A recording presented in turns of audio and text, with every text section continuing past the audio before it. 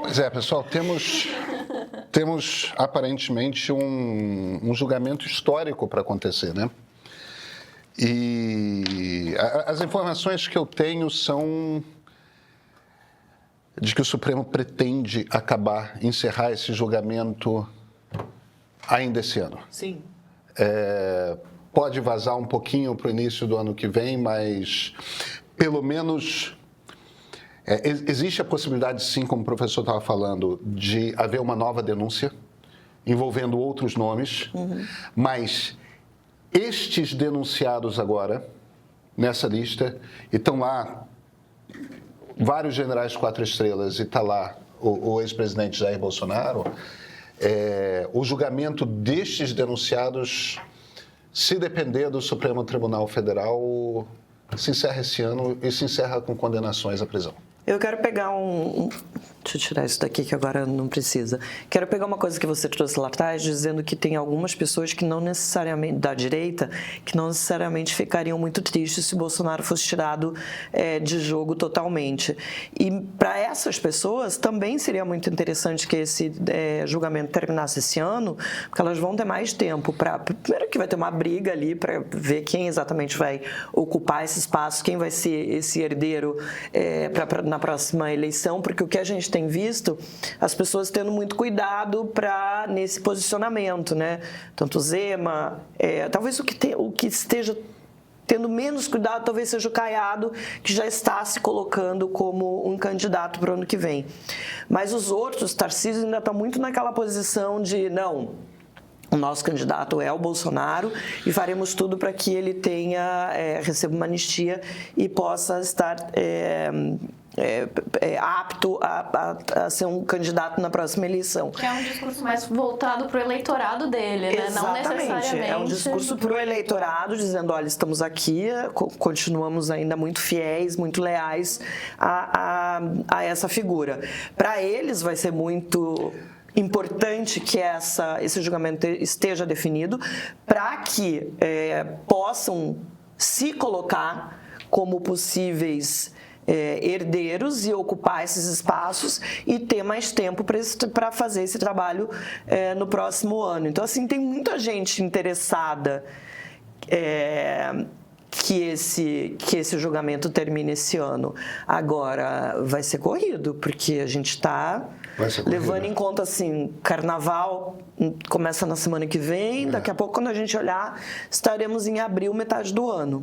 E, na verdade, faz sentido também que haja outras denúncias, né? Porque o que é urgente, que precisa acontecer antes da eleição para dar todo o tempo desse processo acontecer, são esses agentes que estão ali agora nessa primeira denúncia, né? A gente ainda tem financiadores e políticos envolvidos que aparecem ali, se fala em financiadores, né, no relatório da Polícia Federal, em quem poderia ser, em sacos de dinheiro, em embalagem de vinho, enfim, mas esses nomes ainda não apareceram, mas talvez porque haja mesmo essa urgência de primeiro resolver. Esses são os líderes. Esses são os líderes, os que estão nesse processo.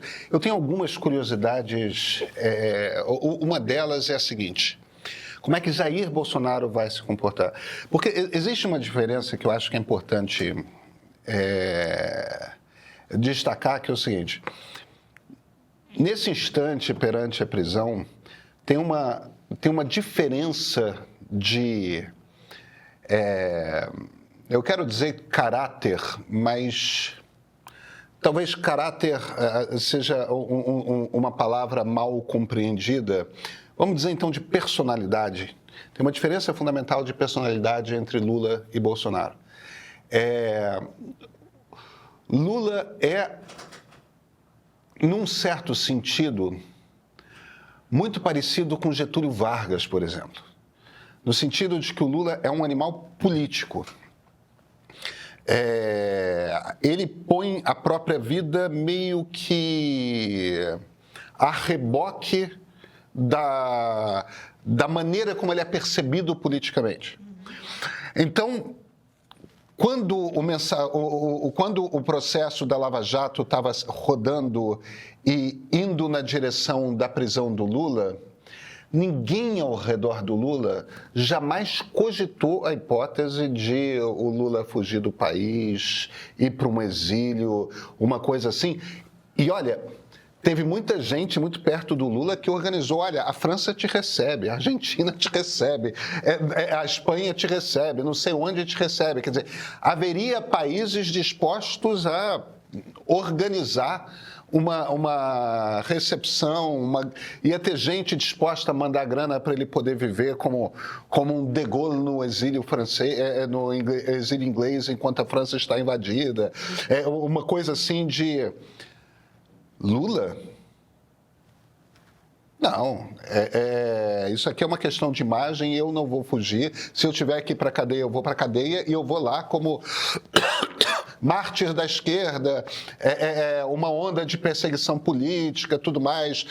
E o PT organizou aquele acampamento que durante quase 2 anos ficou na porta da cadeia, falando bom dia, presidente Lula, boa tarde, presidente Lula, boa noite, presidente Lula, tudo mais. E aquele acampamento se manteve imobilizado. Mas você não acha que a percepção da possível prisão do Lula também demorou a se realizar talvez na cabeça do próprio Lula isso não fosse uma possibilidade real, e no entorno eu acho que essa percepção demorou a se concretizar. Diferentemente do Bolsonaro, que desculpa o meu francês, mas que é um cagão, que está morrendo de ser preso há muito tempo, e o entorno dele já tem já é real, essa possibilidade de prisão já é real no entorno dele há muito tempo. O Lula já sabia que ia ser preso quando os desembargadores lá no Rio Grande do Sul condenaram ele. Quando passou da segunda instância, ele já sabia que... Sim, mas já tinha um processo em andamento, já tinha uma condenação. Foram meses, Tô falando, né? Isso não aconteceu ainda no caso do Bolsonaro e ele já tem medo de ser preso há muito tempo. Antes da denúncia, ele já estava pedindo anistia, quando perdeu a eleição. Não, sim, mas veja, eu não vou saber, o timeline, o quanto tempo entre...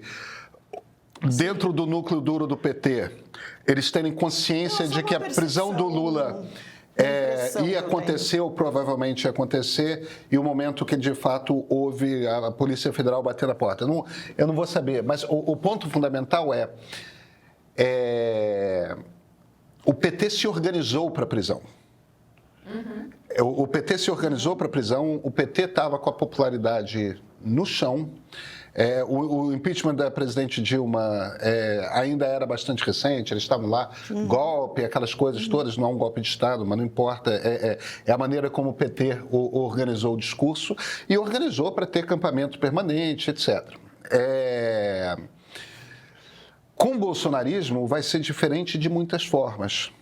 A primeira, eu acho que o Bolsonaro vai fazer o que for possível se ele conseguir para fugir dessa prisão.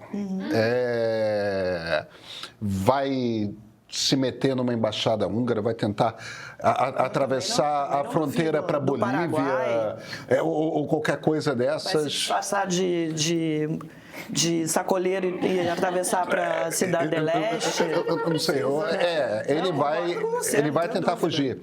E eu não acho que o bolsonarismo organizado faz um acampamento na frente da cadeia do Bolsonaro durante 2 anos, durante 3 anos, durante 4 anos. Eu já não concordo com você. O que a gente viu depois das eleições, aquelas pessoas ficando ali, e olha, assim, eu acompanhei de perto, porque a cidade onde eu nasci foi uma das cidades onde tem quartéis generais, e teve acampamento que só saiu de lá quando Bolsonaro falou, voltem para casa, senão estariam lá até hoje. Mas são 2 meses, né? Não sei. Eu acho que isso dependeria também de lideranças políticas soltas que continuassem incentivando isso. E o Bolsonaro, ele tem uma fama histórica, baseada em muitos fatos, claro, de... Todas as vezes que ele teve a oportunidade de largar um aliado na estrada, ele fez isso, assim. Então, eu tenho dificuldade para ver agora quem ia segurar a mão do Bolsonaro e ficar lá no acampamento falando, não, fiquem aí e tal. Eu acho que é muito difícil isso acontecer.